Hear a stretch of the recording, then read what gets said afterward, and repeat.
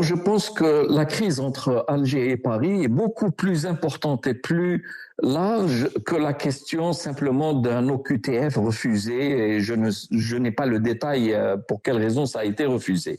Je pense que la perspective historique des relations entre les deux pays est beaucoup plus importante et va bien au-delà de problèmes que je dirais ponctuels ou d'individus qui peuvent à l'évidence porter tort à la sécurité en France, mais aussi porter tort à la relation entre les deux pays. Je pense que le moment est venu pour que ces relations entre les deux pays soient mises à plat et qu'on considère l'ensemble des aspects. Parce que à chaque fois, extraire un problème de la masse et vouloir le résoudre en tant que tel, je pense qu'on n'arrivera pas à grand-chose. Il me semble qu'il est nécessaire, ce sont deux pays qui ont beaucoup de choses qui leur permettraient d'avoir une relation tout à fait apaisée, complémentaire, dans l'intérêt des deux côtés, mais je pense que le moment est venu d'ouvrir plus largement les discussions. Il y a une volonté de la part d'Alger, une volonté d'ouverture ou non? Écoutez, il faut voir le problème tel qu'il est. Autant l'Algérie que la France ont besoin l'une et l'autre d'une relation apaisée et rentable mutuellement.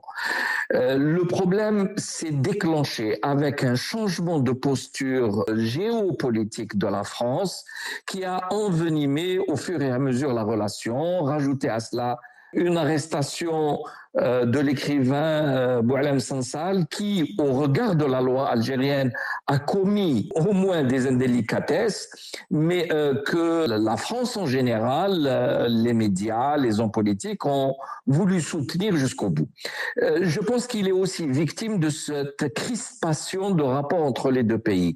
Je crois qu'il serait beaucoup plus intéressant de revoir, de remettre à zéro cette relation et de la traiter non pas dans un cadre de rapport de force, comme ne cesse de le répéter le ministre de l'Intérieur, M. Retailleau, mais au contraire, en ouvrant les perspectives d'une relation bénéfique des deux côtés.